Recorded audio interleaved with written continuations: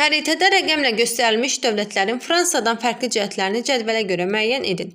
Cədvəldə əsas şərtimiz Fransa 1-ci Dünya müharibəsindədir. 1-ci Dünya müharibəsi 1914-cü ilin 28 iyulunda başlamış, 1918-ci ilin 11 noyabrında başa çatmışdı. 1. İngiltərə, 2. Osmanlı, 3. Rusiya imperiyasının ərazisidir. 1. Yəni İngiltərə. Donanmasını Çanaqqala boğazına yeritdi, hər ikisi üçün ortaq cəhətdir. 1915-ci ildə İngiltərə və Fransa qoşunları donanmasını Çanaqqalaya yeritmişdi.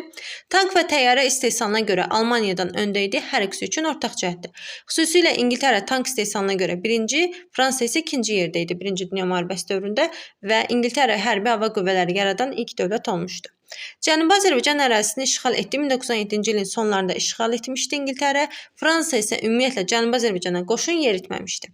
2. Osmanlı Üçlər İttifaqı tərəfindən müharibəyə qoşuldu. 1914-cü ildə Osmanlı Üçlər İttifaqı tərəfindən müharibəyə qoşulmuşdu. Fransa isə Antanta İttifaqının üzvü idi. Ərazisində fəal hərbi əməliyyatlar apardı. Hər ikisi üçün ortaq cəhətdir. Fransada Marna döyüşü, Osmanlıda isə Çanaqqala döyüşünü nümunə göstərmək olar.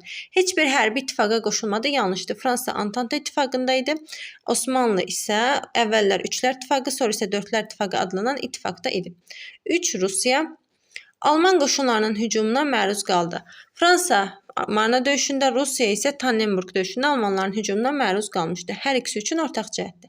Cənubi Azərbaycan ərazisində Osmanlı qoşunlarına qalib gəldi. 1915-ci ildə Ruslar Osmanlıları Cənubi Azərbaycandan qovmuşdu.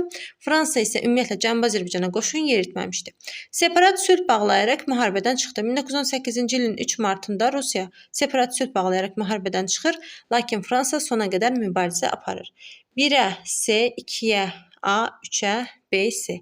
Cavabımız Y variantı.